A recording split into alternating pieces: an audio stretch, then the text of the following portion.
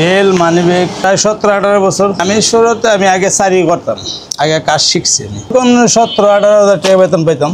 পজিশনটা হয়তো নিজে দেওয়া যাইতেছে, আমি একটু কাজ কাম শিখছি, ভালো ফিনিশিং দিতে পারি বলে মানে মার্কেটে মাল টাল দিই বা অন্য ভাইয়েরা অর্ডার দেয়।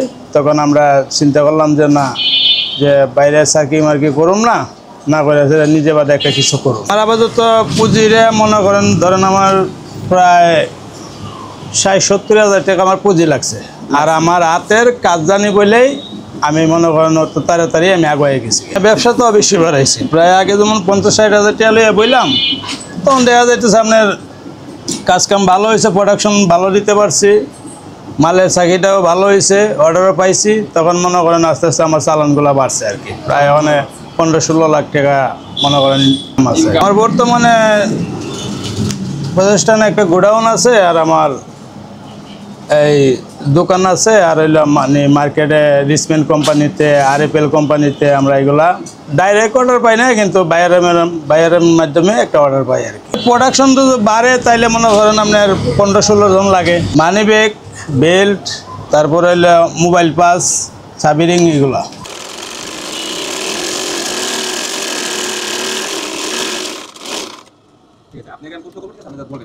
এগুলোটা মেশিনটা শুধু সেলাই কাম চলে, সেলাই কাজ চলে। মানিব্যাগ, বেল এগুলা সেলাই কাম। এই মেশিনটা আপনার মানে কত টাকা লাগে? এটা কিনতে গেলে কত টাকা লাগে? এটা নতুন কিনতে গেলে 35-40 হাজার টাকা এরকম লাগে। এটা আপনার মানিব্যাগও সেলাই হয়, বেলও সেলাই হয়, আবার স্ক্যাবিন মেশিন আছে। আমরা বেল্টের সাইডে একটা কালার মাইরা দিই, পেস্টিং লাগে, তারপর সলিউশন লাগে, তারপর চামড়া লাগে, তারপর আপনার 3টা পার্ট দিয়ে সেটা আমরা একটা বেল বানাই আর কি। হইলো গরুর চামড়া। কোনোরকম যান চালান তো অফিসে পয়সা তো টাকা কামাইতেছে ঠিকই, কিন্তু আমরা তো আর পয়সা টাকা কামাইতে না। আমরা হইলো রাত দিন 24 ঘন্টা কাম করে তারপরে আমরা কটা টাকা ডাইল ভাত খাই। এই সুন্দর অফিস, সুন্দর জায়গা, পরিষ্কার জায়গা জন্য দেখবো না, আমরা দিলে বলবো এইটি কি বানাইব, কিন্তু আমাদের কাছ থেকে বেলগুলা তৈরি করে মেশিনটা বাইরে নে অনেক সুবিধা হয়েছে আমাদের। আমি কোনোরকম মনে সাইডটা কাটিং করে সাইডে আপনার রংটা দিলেই ফিনিশিং হয়ে যাবে।